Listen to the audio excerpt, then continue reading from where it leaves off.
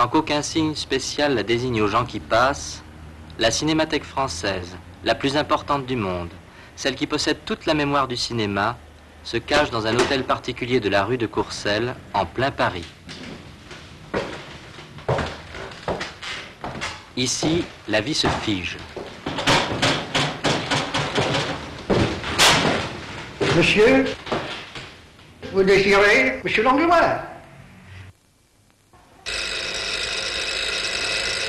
Désormais, plus rien n'est possible, car au pays des merveilles, comme dans une magique baraque foraine, les ordres et les contre-ordres, les souvenirs et les noms célèbres se précipitent et vous enrobent, tandis que la vie s'accélère bizarrement et que s'élance le train fantôme vers l'étrange personnage, le grand équilibriste de l'impossible, celui qui s'avance masqué pour sauver la précieuse pellicule des maîtres du cinéma international, Henri Langlois. Madame Carvillani. Madame Carvillani. Madame Carvillani. Madame Carvillani.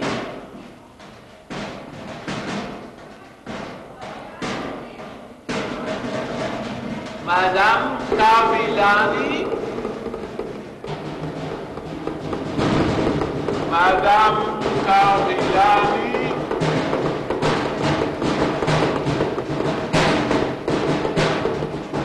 Madame Carvillani.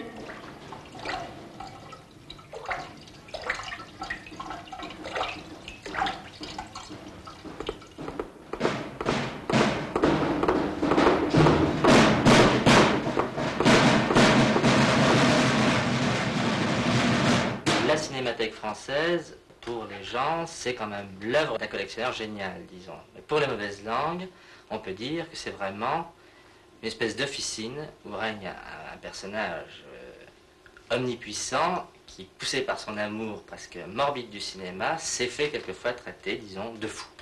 Est-ce que vous pensez qu'il y a une certaine folie qui vous atteint? Non. J'espère bien. J'espère bien qu'il faut être fou. Il n'y a que les imbéciles qui ne sont pas fous.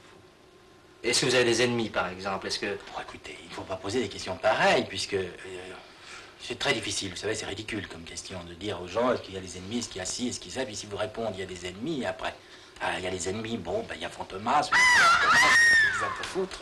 C'est pas ça le problème.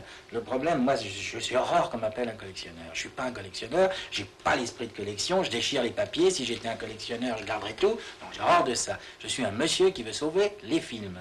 Mais les films, pour les montrer, moi, je m'en fous d'avoir 50 000 films ou 60 000 films. Dans un décor peint par Fragonard, des anges joufflus survolent les images d'un film de Marcel L'Herbier, tandis qu'un mannequin de cire a pris la place de Martine Carole dans le manteau de Lola Montès.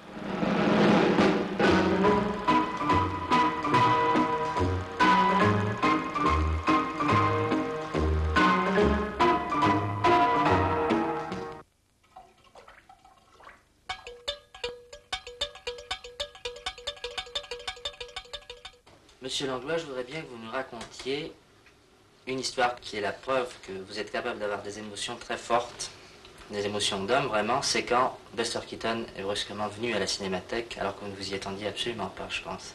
Non, je ne m'y attendais pas du tout. J'étais au restaurant, je suis arrivé un peu en retard. On avait un huissier qui était un vieux monsieur, qui était quelque temps ici, et qui me dit il y a un acteur de cinéma que j'ai fait entrer à l'œil pour visiter le musée. Alors, je dis qu'est-ce que c'est un acteur de cinéma? Puis je vois un monsieur que je connais pas, avec un autre monsieur que je connais pas. Puis je me dis mais je vois pas qui c'est. Et puis on me dit Buster Keaton. Je vous assure, j'ai eu un frisson, absolument, vraiment un frisson. Ça ne m'était jamais arrivé. Et puis c'était extraordinaire, enfin, parce que, vous comprenez, il y a un tas de cinémathèques, il y a un tas d'endroits où les gens vont, c'est les vieillards qui vont évoquer leurs souvenirs. Et à la cinémathèque, chez nous, heureusement, c'est des jeunes gens qui viennent. Alors ça a été un tel choc pour lui de voir vraiment que c'est pas un chien savant qu'on venait présenter, mais vraiment on était venu l'amener là pour lui rendre hommage, et que tout le public, c'était une ovation extraordinaire. Alors, il a été tellement bouleversé, il a pleuré. Pour moi, ça c'est le plus grand souvenir de ma visite avec Keaton.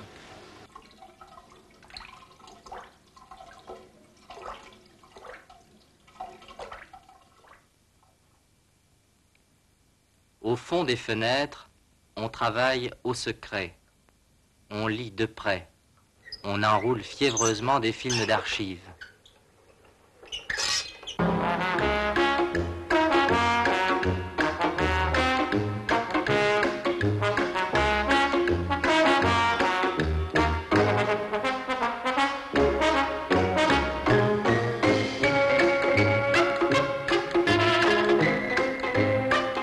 Dans un dédale de couloirs, classés par chapitre, par lettre, par enveloppe, par année, par tendance, toute l'histoire du cinéma se love au creux d'innombrables tiroirs qui possèdent tous une clé et des clés pour enfermer ces clés.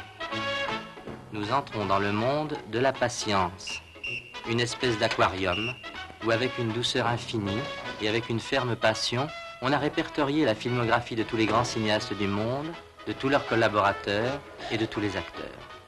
À la longue, on a l'impression qu'on a peur des bruits.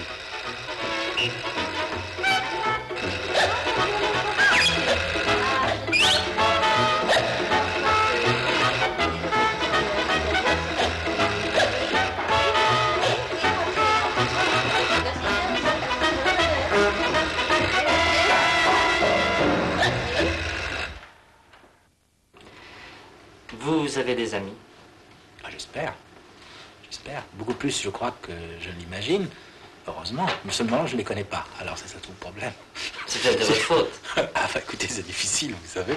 Je suis persuadé que si je devais faire appel aux amis, j'en aurais des milliers, mais à quoi ça sert si je ne les connais pas?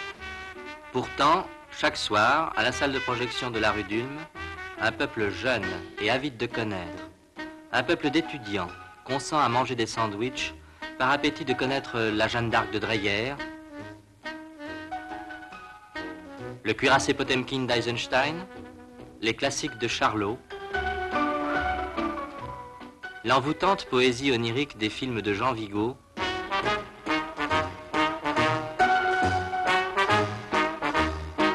la folie grandiose des Marx Brothers, la bonhomie et la chaleur humaine qui se dégagent de l'œuvre de Jean Renoir, ou la perfection cycle des découpages de Jacques Becker. Ici, le public sait que La Dame de Shanghai d'Orson Welles a été tournée en 1947 et admire le génie baroque de Lola Montez de Max Ophuls. En effet, la cinémathèque française, la cinémathèque mère, celle qui a provoqué l'éclosion de toutes les cinémathèques mondiales, a proposé non seulement l'exemple que peut avoir l'habituel rayonnement d'un musée, mais aussi a poussé à la création les jeunes hommes qui portent en eux le cinéma de demain.